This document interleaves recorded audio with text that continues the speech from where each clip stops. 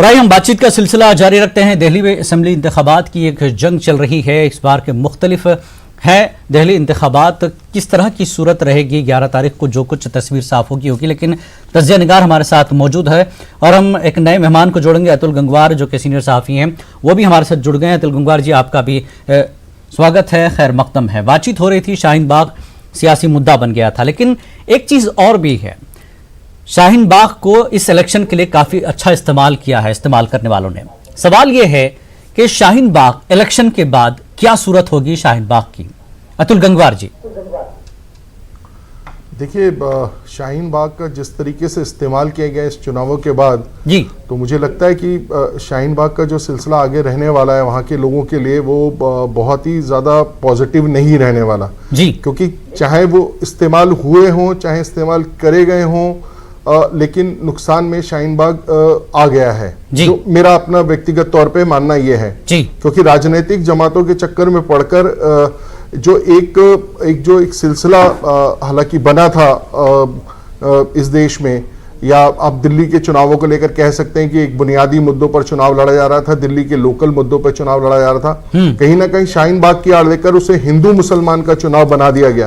अब नतीजा चाहे कुछ भी हो, मेरा अपना मानना है कि शाहीन बाग घाटे में रहेगा। जी जी, बहुत बिल्कुल, इस पर काफी बहुत कुछ सियासत की गई। हमारे साथ खुर्रम शहजाद काफी देर से रुके हुए हैं, हमारे नुमाइंदे सुबह से लगातार वो काफी मेहनत कर रहे हैं। कई जो है पोलिंग सेंटर्स का उन्होंने दौरा किया है। खुर्रम, जिस तरह से पोलिंग सेंटर्स पर आपने मुद्दों को लेकर सवालात किए हैं, तो किस तरह का एक्सपीरियंस इस बार के इलेक्शन में आपका रहा है? लोग अहमियत किन मुद्दों को दे रहे हैं कि क्या दिल्ली काम को देखना चाहती है, फिर इस तरह की जो सियासत हुई है पिछले एक महीने में, उस सियासत को लोग किस तरह से देख रहे हैं? खुर्रम, देखिए जिलानी, दोनों ही बातें हैं। अगर मैं संगम विहार के इलाके में गया हूं, तुगलकाबाद एक्सटेंशन के इलाके में गया हूं, वहां पर लोग बटे हुए नजर आए हैं जी। बहुत सारे लोग हैं जो बिजली पानी और बुनियादी सहूलियात की बात कर रहे हैं, लेकिन ऐसे भी लोग हैं जो जिनके लिए राष्ट्रवाद एक मुद्दा है और नागरिकता कानून को वो सपोर्ट कर रहे हैं। नए वोटर हैं जी, जिन्होंने पहली या दूसरी बार वोट दिया है, वो वोटर भी राष्ट्रवाद को सपोर्ट कर रहे हैं और ये कहते हैं कि दिल्ली में अगर और मरकज में अगर एक तरह की सरकार रहेगी तो वो बेहतर होगा। लेकिन जो मुस्लिम इलाके हैं, अगर मैं वहाँ भी गया हूँ, वहाँ पर मैंने देखा है तो वहाँ पर शहरियत कानून के खिलाफ एक पूरा एक तरह से कहना चाहिए कि उनके जज्बात हैं, जिस तरह से देखा भी जा रहा है तो वो है। और उसी के साथ साथ कई जगहों पर इस बात से साफ इनकार किया गया है, जैसे मालवीय नगर के इलाके में इस बात को पूरी तौर से मुस्तरद कर दिया गया कि शहरियत कानून कोई मुद्दा है, बल्कि जो यहाँ पर तरक्की है, जो सड़कें हैं, जो कहना चाहिए तालीम की बात है या फिर सीवर लाइन की बात है, यानी बुनियादी सहूलियात की जो बात है, अस्पताल की बात है, वो तमाम मुद्दे वहाँ पर आगे दिखाई दिए हैं। तो अलग अलग इलाकों में अलग अलग जगहों पर अलग अलग तरह के मुद्दे हैं, लेकिन इतना ज़रूर है कि जिस बात की कोशिश की गई, शाहीन बाग को मुद्दा बनाने की कोशिश की गई, वो मुद्दा भी चाहे वो लोग उसके खिलाफ वोट देना चाहते हो चाहे उसके फेवर में वोट देना चाहते हो, यह मुद्दा जरूर दिखाई जरूर दे रहा है। जिलानी, बहुत बहुत शुक्रिया खुर्रम इस पूरी जानकारी के लिए। 4 बजे बज चुके हैं, 6 बजे फिर आपसे हम राब्ता करेंगे। आप नज़र बनाए रखें पोलिंग स्टेशन पर किस तरह की सूरत हाल है। अतुल गंगवार जी ने जैसा कि कहा कि शाहीन बाग वाकई एक मुद्दा रहा है, लेकिन नुकसान होगा शाहीन बाग के मुद्दे को, वो आने वाला वक्त बताएगा। क्या मरकजी सरकार वाकई इस पर कोई एक्शन लेगी, ये देखने वाली बात होगी। शकील अंसारी साहब, जिस तरह से एक और चीज है कि गिरिराज सिंह ये कहते हैं, इस बार बीजेपी लीडरों की अगर हम बात करें तो कहीं ना कहीं इस तरह की सियासत जरूर हुई है। ये शाहीन बाग ना होता तो पता नहीं क्या होता, मुद्दे कुछ और बदल जाते। लेकिन गिरिराज सिंह कहते हैं कि दिल्ली को इस्लाम की स्टेट बनाने से रोकने के लिए आपको बीजेपी को वोट करना है। यह बड़ी अजीब और गरीब बात हुई। दिल्ली ऐसे कैसे इस्लामिक स्टेट बन जाएगा, यह समझ नहीं आया। और केजरीवाल के काम को जहां नुक्ताचीनी बराए नाम की गई बीजेपी की तरफ से, ज्यादा कुछ नहीं किया गया, लेकिन ऐसे ही मुद्दे उठाए गए। कलीम अंसारी साहब, सॉरी शकील अंसारी साहब, देखिए, सबसे बड़ी बात यह है कि जो मरकजी मंत्री हैं, बिहार से ही आते हैं, जिनके बयान की बात आप कर रहे हैं, वो जहनी तौर पर माजूर हैं और हमको लगता है कि उनकी बातों पर ज्यादा रिएक्शन करने की जरूरत ही नहीं है जी। वो इसी तरह की बातें करते रहते हैं। चूंकि बीजेपी में अब रेस है एक दूसरे से आगे बढ़ने का, वो रेस है कि नफरत कितनी ज्यादा कौन लीडर फैला सकता है, और वही लीडरशिप नागपुर का प्यारा बनेगा और फिर उसे ओहदे मिलेंगे। इसलिए बीजेपी में बहुत सारे लोग एक दूसरे से मुकाबला आराई कर रहे हैं नफरत की तजारत करने में जी। अभी हमारे भाई जो शाहीन बाग के बारे में बताया कि शाहीन बाग को नुकसान होगा, मैं इससे मुत्तफिक नहीं हूं जी।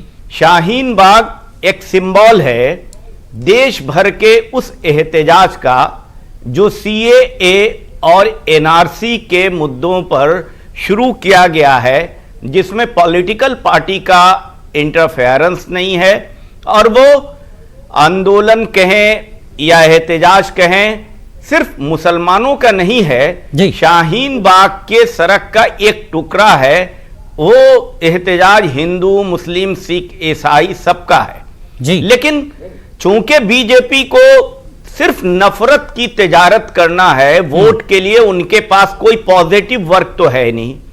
मोदी सरकार की 6 साल बीत गए हैं जी। आज आप मुल्क की इक्तिसादी हालात ठीक है, सबसे खराब, ठीक है, आप बीजेपी पर इल्जाम तो लगा रहे हैं शकील साहब, लेकिन इस नफरत को काटने के लिए, इस नफरत का सही अंदाज में जवाब देने के लिए कांग्रेस कहीं ना कहीं पिछड़ गई है दिल्ली असेंबली इंतखाबात में। नहीं, देखिए, ये आपकी बात से हम मुत्तफिक नहीं होंगे जी। अभी इलेक्शन का चल रहा है जी। ये जो नफरत की तिजारत चल रही है वो रीजनल पार्टियों के बेस पर रोका नहीं जा सकता है। पूरे हिंदुस्तान के अंदर बीजेपी के नफरत के फन को कुचलने का काम अगर एक पार्टी कर रही है तो वो काम कांग्रेस पार्टी कर रही है। क्या दिल्ली इलेक्शन में, दिल्ली असेंबली इलेक्शन में क्या वाकई आपने किया है कुछ ऐसा? जवाब दिया है? हालांकि मुकाबला तो सिर्फ केजरीवाल और बीजेपी के दरमियान बताया जा रहा है, कांग्रेस तो कहीं दिखाई नहीं दे रही थी। एक मिनट आप बात तो करने दीजिए जी। आप अगर दिल्ली इलेक्शन की बात कर रहे हैं जी, तो दिल्ली इलेक्शन में केजरीवाल साहब की पार्टी एक रीजनल पार्टी की हैसियत से उभर के आई है सामने। बिल्कुल। जहां तक आप इस इशू की बात करते हैं तो केजरीवाल जी की पार्टी ने कई जगह गरम गरम भाषण किया, लेकिन वोट तो दिया नहीं, खिलाफ में वॉकआउट कर गए। केजरीवाल जी शाहीन बाग से वोट चाहते हैं, लेकिन उनका नाम शाहीन बाग के जुबान पर नहीं गया, और अगर चला भी जाता तो क्या फर्क पड़ता। अगर एक नफरत की तिजारत करने वाली पार्टी शाहीन बाग को इशू बना रही है, आपने ठीक कहा था कि अगर शाहीन बाग ना होता तो नफरत की कुछ दूसरी तिजारत का स्कीम लाया जाता, लेकिन केजरीवाल जी उसमें भी क्लियर कट सामने नहीं आए हैं कि वो क्या अपने शक्ल सूरत बना के रखना चाहते हैं। नहीं, इसलिए शकील अंसारी साहब केजरीवाल इसलिए भी किनारा कशी कर गए क्योंकि बीजेपी इसी को मुद्दा बना रही थी, वो मौका देना नहीं चाहते थे, 70 सीट पर लड़ रही है चुनाव, कांग्रेस पार्टी 70 सीट पर लड़ रही है। जब हरियाणा में भी लड़ रहे थे तो इसी तरह कहा जा रहा था कि कांग्रेस लड़ नहीं रही है। रिजल्ट जब आया तो पता लगा कि कांग्रेस को काफी सीट आई। इसी तरह रिजल्ट आने दीजिए, आपको पता लगेगा कि कांग्रेस को इस मुल्क की सालमियत के लिए और इस मुल्क के अवाम अब ये सब देख चुके, धोखे से ज्यादा दिन नहीं चला जा सकता है। ठीक है, कलीमुल हफीज साहब हमारे साथ है। कलीमुल हफीज साहब, जिस तरह से शकील साहब कह रहे हैं कि कांग्रेस खामोशी से अपना काम कर रही, जैसा कि उन्होंने कहा कि रीजनल पार्टी है आम आदमी पार्टी, सही है, आम आदमी पार्टी तो अपना काम बता रही थी, बीजेपी जो कुछ कर रही थी वो सबके सामने है। क्या वाकई दो बड़ी पार्टियां हैं इस बीच में? तो ऐसे में केजरीवाल सिर्फ अपने काम की बात कर रहे थे, तो अपने काम की बात कर एक तरह से वो बीजेपी को रोक रहे थे। ठीक है, कांग्रेस चूंकि शीला दीक्षित एक बड़ा चेहरा था, लोग याद करते हैं, भले ही सही बात है कि शीला दीक्षित को दिल्ली के लिए याद किया जाता है, लेकिन शीला दीक्षित के बाद क्या वाकई दिल्ली जो है कांग्रेस के हाथ से निकल गया, वापस आएगा या नहीं? कलीम साहब जी, देखिए, इसमें कोई दो राय नहीं कि शीला दीक्षित हमेशा याद की जाएंगी और अपने डेवलपमेंट के काम के लिए की जाएंगी, लेकिन शीला दीक्षित के डेवलपमेंट में और अरविंद केजरीवाल के डेवलपमेंट में बड़ा बुनियादी फर्क है। शीला दीक्षित ने इंफ्रास्ट्रक्चर डेवलपमेंट किया, उस वक्त की जरूरत थी और बड़ी सख्त जरूरत थी, और दिल्ली को एक इंटरनेशनल सिटी बनाने में शीला दीक्षित का नाकाबिले फरामोश काम है वो, और उसकी हमेशा तारीफ की जाएगी जी। और उनके हटने के बाद ही दिल्ली में लीडरशिप वैक्यूम आ गया था। बीच में उनको लाए भी, तब उनकी उम्र ने वफा नहीं की और वो इस दुनिया से रुखसत हो गई जी। तो कांग्रेस को ये तो एक बड़ा नुकसान है और वो इस इलेक्शन में भी दिखाई दे रहा है जी। जहां तक केजरीवाल साहब का सवाल है, केजरीवाल साहब बिल्कुल एक डिफरेंट पॉलिटिकल पार्टी बन के उभरे और उन्होंने उन मुद्दों पर उन जनता की उस नब्ज पे हाथ रखा जो बिल्कुल गरीबी से रेखा से नीचे जीने वाले लोगों की नब्ज है। मिसाल के तौर पे 200 यूनिट बिजली, फ्री पानी, खास तौर से जो महिलाएं डीटीसी बसेस में सफर करती हैं उनके लिए फ्री, वाईफाई फ्री या कैमराज, ये कुछ ऐसी उनके स्कीम्स थी जो आम गरीब आवाम के दिल को छू गई जी। दूसरी बात, वो शुरू से, चूंकि पहले तो सेंटर में और दिल्ली सरकार में ये झगड़ा रहा कि किसके पास कितनी ताकत है, खैर वो 1.5 साल पहले इस कोर्ट ने तय किया कि नहीं भाई ये इन डिपार्टमेंट्स में केंद्र करेगा, इन डिपार्टमेंट्स का जिम्मेदार दिल्ली सरकार होगी। जी कलीम साहब, मैं आपको रोकूंगा कुछ लम्हों के लिए, हम ब्रेक ले लेते हैं, ब्रेक लेना जरूरी है, आपसे बातचीत का सिलसिला जारी रहेगा, फिर अतुल गंगवार के पास जाएंगे, छोटा सा break.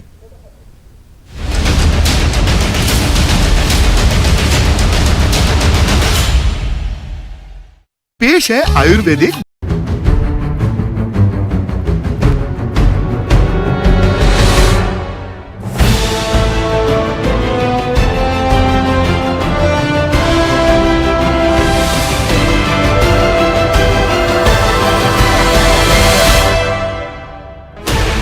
$16 channels, 15 languages, 26 states, 1,200 plus reporters, 66.9 crore viewers. India's largest news network, News 18 Network.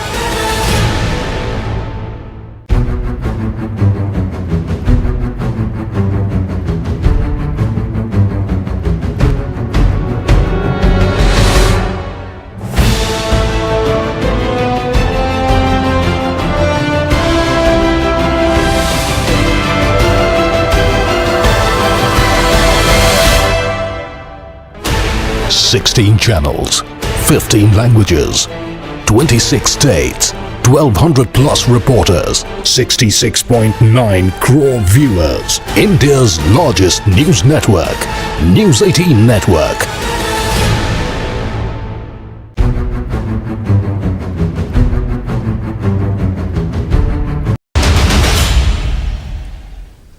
तो दिल्ली की जंग में एक बार फिर आपका खैर मकदम है। कलीमुल हफीज साहब, अपनी बातचीत को आप जारी रखें क्योंकि मैंने आपको रोका था, उस वक्त आपकी बात पूरी हो जाए, फिर हम अतुल गंगवार जी के पास जाएंगे। जी कलीम साहब।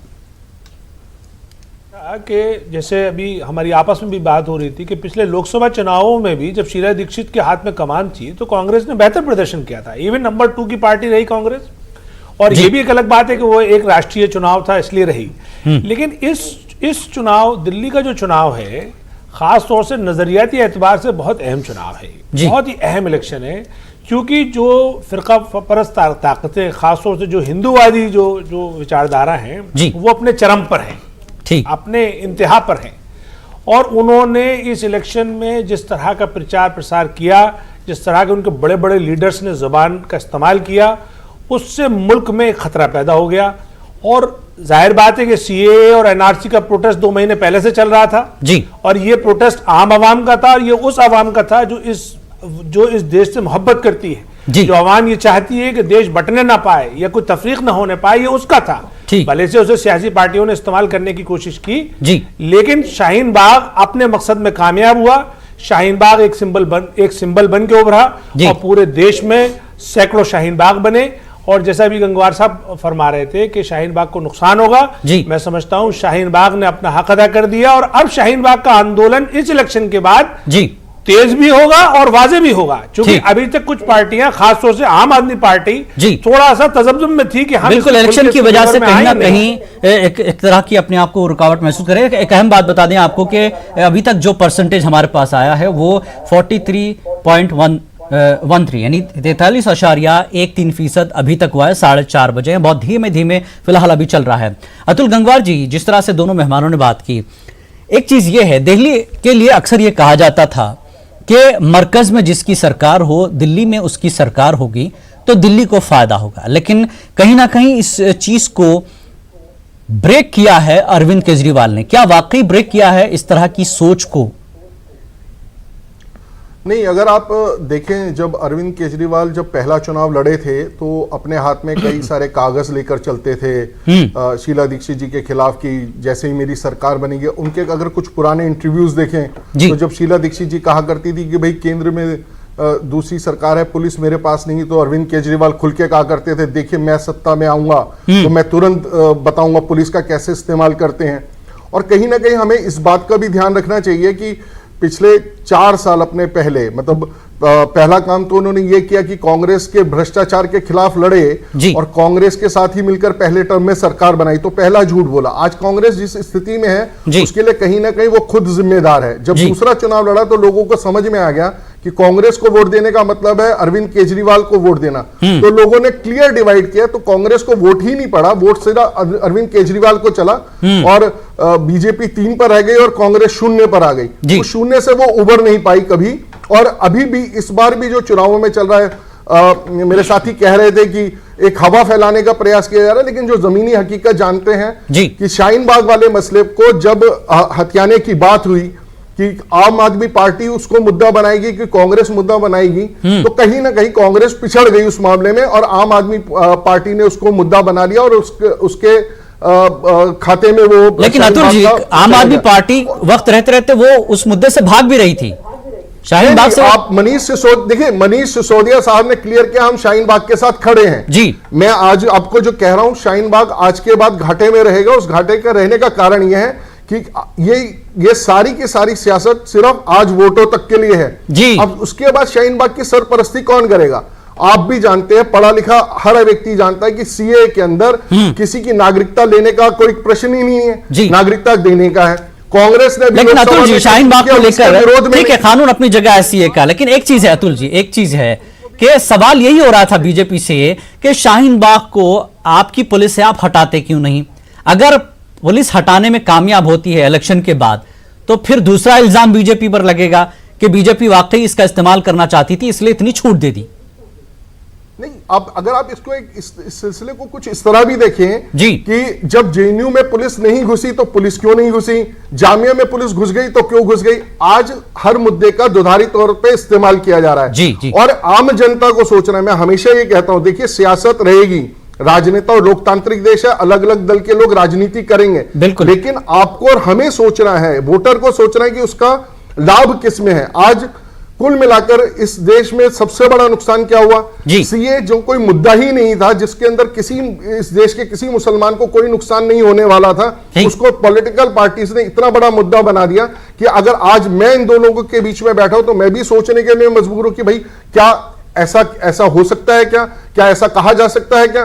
तो ये राजनीति जो जिस प्रकार से चली, ये शाहीन बाग के लोगों ने बहुत अच्छी अपनी सोच दिखाई और जो बाद में जो धरना हुआ जिसमें महिलाओं को उन्होंने आगे करके किया और कहीं ना कहीं उसमें उन्होंने पूरा प्रयास किया कि इसका सियासतदान बहुत ज्यादा फायदा ना उठा पाए और इसमें कई महीने में वो सफल भी हुए। अगर वो भीड़ वाला मुद्दा रह जाता, जैसे जामिया वाले लोग सड़क पर आ गए थे, जैसे सरिता विहार में बसे और पत्थर चल गए थे, अगर कहीं वैसा हो जाता तो इसका और बड़ा नुकसान होता। लेकिन अब एक नुकसान जो मेरा मानना है कि एक जो अच्छी बात, एक अच्छा मुद्दा हो सकता था, एक अच्छे आंदोलन के बीज पड़ सकता था और मैं बड़ा खुश हूं कि महिलाएं इस मुद्दे पर आगे आई, वो घरों से निकली, ठीक, उन्होंने अपना वो दिखाया कि भाई हम भी एक ताकत रखते हैं। बिल्कुल, तो कहीं ना कहीं मुझे लगा कि एक अच्छी पहल हुई है। मुद्दे को राजनीतिक दल चाहते तो उसको सीधे बिल्कुल, इस सियासत करने वालों ने सियासत जरूर की, लेकिन उनको ये पता नहीं था कि महिलाएं अपनी ताकत का इजहार इस तरह से करेंगी। शकील अंसारी साहब, आप कुछ कह रहे थे, रिएक्शन दे रहे थे। शकील साहब, मैं ये कह रहा था कि अभी गंगवार साहब ने जो कहा वो कहा, जो मोदी जी झूठ बोलते हैं कि ये कानून किसी की नागरिकता नहीं लेती है, उसी तरह की बात ये कह रहे थे। सवाल है कि ये सही है कि इसमें नागरिकता आप किसी की नहीं ले रहे हैं, लेकिन पार्लियामेंट के अंदर आपके होम मिनिस्टर जिस तरह से इस मामले को रखते हैं उसका क्या मतलब है? आप बताइए, आपने सीएए कब लाया? जब लाया आसाम में आपके 19 लाख लोग लिस्ट से बाहर हो गए। आपको लगता था कि आसाम के अंदर सब घुसपैठिए किसी एक खास कम्युनिटी के हैं, लेकिन हुआ उल्टा। 14 लाख लोग वैसे निकल गए जो मेजॉरिटी कम्युनिटी के हैं। अब उनको सिटीजनशिप देने के लिए एक बाईपास और पैसेज लाने की इनको जरूरत हुई, वो भी ठीक था। लेकिन पार्लियामेंट के अंदर जब ये कहते हैं कि मैं एनआरसी लाऊंगा पूरे देश के लिए, और उसका फर्स्ट काम जो है, फर्स्ट स्टेप जो है वो सीएए है, फिर एनपीआर है, लेकिन शकील साहब हम लाएंगे। लेकिन शकील साहब, ये जो आप भी तो क्लियर कर दिया गया, ये भी तो क्लियर कर दिया गया था कि सरकार के पास अभी कोई प्लान नहीं है। फिर इसके बाद आप इसको झूठ सच इसको क्यों बना रहे हैं आप? अब तो सरकार ने क्लियर भी किया ना। दोहरी बात कर रहे हैं। नहीं, अभी एक तरफ ऐसा है कि आप मुझे बोलने दीजिए ना। आप बोल रहे हैं और आप मौका भी दे रहे हैं कुछ लोगों को। ठीक है, बोलिए शकील साहब, बोलिए। आप बोलने क्यों नहीं देना जी? बोलिए।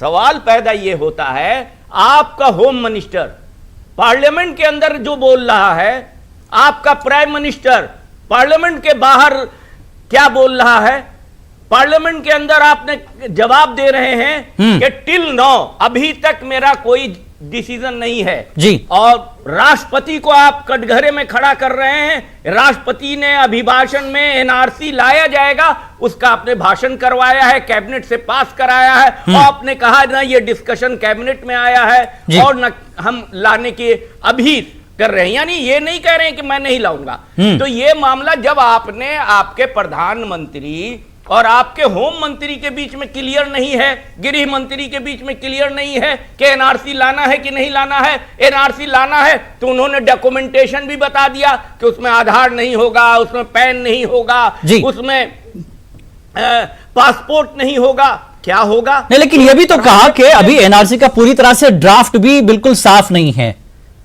कंफ्यूजन क्रिएट करके पूरे मुल्क के एससी, एसटी, ओबीसी और अकलियत के लोगों को परेशान करके रख दिया है। तो इसलिए ये जो आंदोलन है और ये इस तरह की बात कि अभी तो ला नहीं रहे, अरे ना ही ला रहे तो आप बोल रहे पार्लियामेंट के अंदर क्यों? और उनके पब्लिसिटी स्टंट जो है, पार्लियामेंट मोदी जी बोल रहे हैं, उनकी बात मान लो। अरे मोदी जी पार्लियामेंट के बाहर बोलते हैं, अब पार्लियामेंट के अंदर होम मिनिस्टर बोलते हैं कि हम लाएंगे ही जी। क्या मतलब है? ठीक है, होगा शकील साहब। मैं अब अतुल जी से पूछूंगा। अतुल जी भी जवाब देना चाह रहे थे। अतुल जी, कंफ्यूजन क्रिएट कर रही है पार्लियामेंट में कुछ बात, बाहर कुछ बात, ये अभी भी कंफ्यूज कर रहे हैं लोगों को, शकील साहब जैसा कह रहे हैं। नहीं, अगर आप देखें भाई तो क्या कंफ्यूजन है? कंफ्यूजन तो अभी जैसे शकील भाई ने कहा, उन्हीं की बात में अभी बोले कि वो वैसे बोलते हैं जैसे प्रधानमंत्री जी झूठ बोलते हैं, वैसे अतुल जी बोल रहे हैं। लेकिन उसके बाद उन्होंने ये कहा कि प्रधानमंत्री जी कह रहे हैं कि भाई, लेकिन अब आप गृह मंत्री पे चले गए। दूसरा, कांग्रेस की सियासत में कांग्रेस एक चीज नहीं सोच रही है। मैं इस सोच को मैं कहना चाहता हूं। शकील भाई ने बार बार कहा आपका प्राइम मिनिस्टर, आपका गृह मंत्री, आपका क्या होता है? ये इस देश का प्राइम मिनिस्टर है, इस देश का गृह मंत्री है। आप हक से क्यों नहीं बात करते? पिछले 6 सालों के अंदर अकलियत ये बता दे या कांग्रेस वाले ये बता दे कि क्या बीजेपी ने ऐसा कोई कदम उठाया है कि जिसमें हिंदू या मुसलमान इन लोगों के बीच में फासला किया हो? प्राइम मिनिस्टर सीए से बड़ा क्या होगा कदम? इससे भी बड़ा कदम हो सकता है। वजूद का ही खतरा आ गया, पूरा देश सड़कों पे आ गया, आप कह रहे हैं कोई कदम उठाया? अरे अभी देश सड़कों पे नहीं आया। नहीं, अतुल जी शकील साहब देखिए, अतुल जी शकील साहब का बोलना यही है। नहीं अतुल जी, नहीं कलीम साहब रुकिए, अतुल जी यही कहना है कि पार्लियामेंट वो कोट कर रहे हैं। अतुल जी, शकील साहब तो यही कह रहे हैं कि आप जो है सदर जमहूरिया से कहलवाते कुछ हैं और बाद में कुछ कहते हैं, बाहर आप जो है स्पीच देते हैं, तो उसमें एक अलग बात होती है। रोड आप उनके बारे में बताइए, से निकलना है। अरे मोदी जी प्रधानमंत्री रोड पर आप लेकर आए अपने घरों की औरतों को रोड पर, ये अमानतुल्लाह खान होकर है और औरतें आप जब नहीं टिपुल तलाक ला रहे थे तो इन पावर कर रहे थे, और जब औरतें इन पावर होकर रोड पर आ गई तो अमानतुल्लाह की क्या औकात है? अरे औकात क्या नहीं है उसकी? और पीएसआई जो आपके अंदर खड़े होकर जो लोग पैसा बांट रहे हैं, मत कीजिए। नहीं चैलेंज नहीं, तारीख बदल जाती है। औरतों को रोड से आप ले आए और आप बोल रहे हैं औरतों ने आंदोलन कर रखा है। आप अपने घरों की उनको नहीं ठीक है अतुल जी एक चीज का जवाब दीजिए। अतुल जी ठीक है नहीं अतुल जी एक चीज का जवाब दे दीजिए। शकील अंसारी ये कह रहे हैं कि आप पार्लियामेंट में एक बोलते हो, बाहर एक चीज बोलते हो। अरे एससी एसटी ओबीसी आपने वो रोड पर है रोड पे। नहीं प्लीज कोई गुमराह नहीं कर रहा। पूरे हिंदुस्तान की गरीब आम आवाम सड़कों पर है और आप कह रहे हैं डिविसिव। इससे ज्यादा डिविसिव कुछ नहीं हो सकता। अगर देश का पूरा आजादी के बाद हिंदुस्तान का इतना बड़ा आंदोलन जिससे पूरी दुनिया रिएक्शन दे रही हो, ऐसा कभी नहीं हुआ। और यानी Europe, Australia, America, New Zealand, even जितने कंट्रीज है सब इसके खिलाफ इसके मुजाहरे हो रहे हैं। आप उन्हें धोखे में रख रहे हैं, उनका नुकसान कर रहे हैं। पता लगेगा मोदी जी जिस तरह से इस देश को धोखे में रख के इक्तिसादी हालत खत्म हो गई, नौजवानों को नौकरी। ठीक है अहम खबर मैं आपको दे देता हूं। यहाँ रोकूंगा आप तीनों को, प्लीज आप तीनों को रोकूंगा। मैं फिर आऊंगा, फिर बात करेंगे इस मुद्दे पर। दिल्ली में जो है पोलिंग की रफ्तार अभी भी सुस्त है, आपको बता दें। आम आदमी पार्टी के लीडर संजय सिंह ने दिल्ली के आवाम से अपील की है कि ज्यादा से ज्यादा तादाद में घरों से निकलें और अपने हक रायदही का इस्तेमाल करें। आइए सुनते हैं क्या कहा संजय सिंह ने। मुझे लगता है ये लोकतंत्र का महापर्व है और इसमें जनता को बढ़ चढ़कर हिस्सेदारी लेनी चाहिए। आम आदमी पार्टी की बात अगर हम लोग करें तो हर जगह से बहुत उत्साहजनक खबरें हमारे लिए हैं, लेकिन इस पर्व में हिस्सेदारी आपकी बची ना रहे, इसलिए आपको ज्यादा से ज्यादा संख्या में निकलिए, वोट कीजिए। मैं दिल्ली की जनता से, दिल्ली के महान मतदाता से मैं अपील करता हूं कि वो निकले घरों से और वोट करें। दूसरी बात, इसकी सबसे बड़ी जिम्मेदारी चुनाव आयोग की होती है। जो जानकारियां मिल रही हैं, कई जगहों पे ऐसा भी है 2-2 घंटे से लोग लाइन में खड़े हैं और उनको वापस जाना पड़ रहा है, तो वोटिंग बहुत स्लो हो रही है। इसके कारण से परसेंटेज बढ़ नहीं रहा है। चुनाव आयोग इस बात को सुनिश्चित करे कि ज्यादा से ज्यादा मतदाता मतदान में हिस्सा ले सके और उसमें जहां जहां दिक्कत आ रही है उसको वो दूर करे। जैसे क्यूआर सिस्टम जो एक नया तरीका इन्होंने लागू किया, उन सारे बूथ का अगर आप एनालिसिस करेंगे तो वहां पे वोटिंग बहुत स्लो हो रही है, तमाम तरीके की वहां दिक्कतें आ रही हैं। तो चुनाव आयोग इस बात को देखे और उसको सुनिश्चित करना चाहिए कि ज्यादा से ज्यादा वोटर दिल्ली के चुनाव में हिस्सा लें। जहां तक आम आदमी पार्टी का प्रश्न है, मैं भी अपील करता हूं लोग अपने घरों से निकलें और ज्यादा से ज्यादा वोट करें, इस मतदान में हिस्सा लें। आम आदमी पार्टी के पक्ष में चारों तरफ एक तरफा माहौल चल रहा है। लोग केजरीवाल जी के काम पर वोट दे रहे हैं, बिजली, पानी, चिकित्सा, शिक्षा के नाम पर वोट। अब उनकी 6th सेंस है कि 8th सेंस है मुझे तो नहीं पता, लेकिन जो उनका सेंस है वो मैं ये कह सकता हूं कि जो आज उन्होंने बयान दिया है वो दिखाता है कि भारतीय जनता पार्टी किस प्रकार की मानसिक पीड़ा से गुजर रही है। वो हार की हताशा में, हार की बौखलाहट से, हार के डर की बौखलाहट से आज अरविंद केजरीवाल को अछूत कह रहे हैं। अरविंद केजरीवाल मंदिर में पूजा करने चले गए तो बजरंगबली को धोना पड़ा, उनको स्नान कराना पड़ा। अरे इतनी हीन भावना से देखते हो अरविंद केजरीवाल को, इतने घृणा के भाव से देखते हो अरविंद केजरीवाल को। वो मंदिर में पूजा करने के हकदार नहीं है। ऐसी सोच है आप लोगों की। पहले आपने आतंकवादी कहा, फिर रावण कहा, फिर आप कह रहे हैं कि उनके पूजा करने से हनुमान जी अपवित्र हो गए, अशुद्ध हो गए, उनको नहलाना पड़ा। ये मानसिकता तो कम से कम नहीं होनी चाहिए।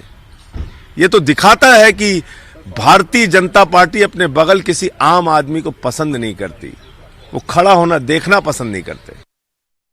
एक अहम खबर आपको देने जम्मू कश्मीर से। नईम अख्तर पर भी पीएसए लगाया गया है। जी हां, पब्लिक सेफ्टी एक्ट लगाया गया है। महबूबा मुफ्ती और उमर अब्दुल्ला के बाद नईम अख्तर पर भी पीएसए आयद कर दिया गया है। नईम अख्तर पीडीपी के सीनियर लीडर हैं। तो जम्मू कश्मीर से बड़ी खबर, नईम अख्तर पीडीपी के सीनियर लीडर, उन पर भी पीएसए लगा दिया गया है। महबूबा मुफ्ती और उमर अब्दुल्ला के बाद अब नईम अख्तर पर भी पीएसए लगा दिया गया है। नईम अख्तर पीडीपी के सीनियर लीडर हैं। बड़ी खबर जम्मू कश्मीर से, ये तीसरे लीडर हैं जिन पर पीएसए लगा दिया गया है। महबूबा मुफ्ती और उमर अब्दुल्ला के बाद पीडीपी के सीनियर लीडर नईम अख्तर पर भी पीएसए लगा दिया गया है। और मजीद जानकारी के लिए बात करेंगे, हमारे नुमाइंदे परवेज इस वक्त फोन पर जुड़ चुके हैं। परवेज, तीसरे लीडर हैं जिन पर पीएसए लगा दिया गया है, क्या मजीद आप जानकारी दे रहे हैं? जी बिल्कुल जिलानी, जैसा ये एक सिलसिला सा पिछले कुछ दिनों से चल रहा है, जब से प्राइम मिनिस्टर का स्पीच हुआ है लोकसभा में, तो उसके बाद ये सिलसिला शुरू हुआ। पहले महबूबा मुफ्ती और उमर अब्दुल्ला पे पीएसए लगाया गया, उन्हें जो जहां पे वो बंद थे वहां से उनको शिफ्ट करके M5 में शिफ्ट कर दिया गया। अब उसके बाद अली मोहम्मद सागर हैं नेशनल कॉन्फ्रेंस के जनरल सेक्रेटरी, उन पे पीएसए लगाया गया। और आज जो खबरें आ रही हैं उसके मुताबिक नईम अख्तर जो पीडीपी के सीनियर लीडर है और मिनिस्टर भी रह चुके हैं पिछली सरकार में, तो उन पे अब पीएसए का आ रहा है कि पीएसए उन पे लग गया है। तो कुल मिला के देखें तो ये तकरीबन 6 लीडर्स ऐसे हैं जिन पे अभी तक पीएसए लग चुका है। इससे पहले डॉक्टर फारूक अब्दुल्ला पे भी पीएसए के तहत वो बंद है, नजरबंद है अपने घर में ही वो इस टाइम भी। तो कुल मिला के देखें तो जो ये लोगों का जो कहना है, जो प्रधानमंत्री ने भी अपने बयान में कहा, स्पीच में कहा कि जो इश्तियाल अंगेज बयानी इनकी तरफ से हुई थी जब आर्टिकल 370 के हवाले से बात चली थी, तो उसके तहत ये सारी कार्रवाइयां की जा रही हैं। फिलहाल जो इस टाइम इतलात हैं उसके हवाले से नईम अख्तर पे भी पीएसए लगा है, उनको भी मुंतकिल किया गया है दूसरी जगह पे M5 Gupkar residency Gupkar road पे जो एक जगह है M5 गवर्नमेंट अकोमोडेशन है, वहां पे उनको शिफ्ट किया गया है। मैं आपको यहाँ ये बता दूं कि पीएसए के तहत इनको 2 से 3 साल तक बिना किसी केस के इनको नजरबंद रखा जा सकता है, या अगर पीएसए रिवोक होता है तो इनको बहुत जल्दी छोड़ भी दिया जा सकता है। दूसरी ओर अगर देखें तो कुछ लीडर्स ऐसे भी हैं जिनको रिलीज किया गया है, डिटेंशन से उनको रिलीज किया गया और उनको घरों में नजरबंद रखा गया है। जैसे आज नेशनल कॉन्फ्रेंस के सीनियर लीडर जो हैं तनवीर सादिक, उनको नजरबंदी से रिहा करके उनको घर में अब नजरबंद रखा गया है। तो कुल मिला के देखिए ये एक प्रोसेस चल रहा है, कुछ लीडर्स को छोड़ा जा रहा है और कुछ लीडर्स पे पीएसए लगाया जा रहा है। जी बहुत बहुत शुक्रिया परवेज इस जानकारी के लिए। तो नाज़रीन, हम आपको एक बार फिर बता दें, पीडीपी के सीनियर लीडर नईम अख्तर पर भी पीएसए लगा दिया गया है। महबूबा मुफ्ती और उमर अब्दुल्ला के बाद ये तीसरे बड़े लीडर हैं जिन पर ये पीएसए लगाया गया है।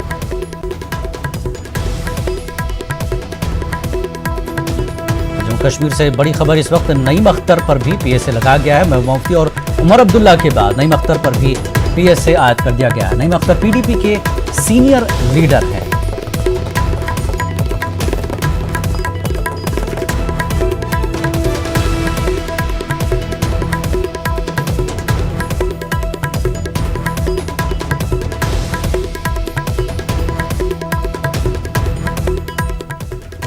यहां पर रुकेंगे एक छोटे से ब्रेक के लिए। ब्रेक के बाद दिल्ली इलेक्शन को लेकर हमारे बातचीत का सिलसिला जारी रहेगा। खास मेहमान भी हमारे साथ जुड़े रहेंगे। छोटा सा ब्रेक।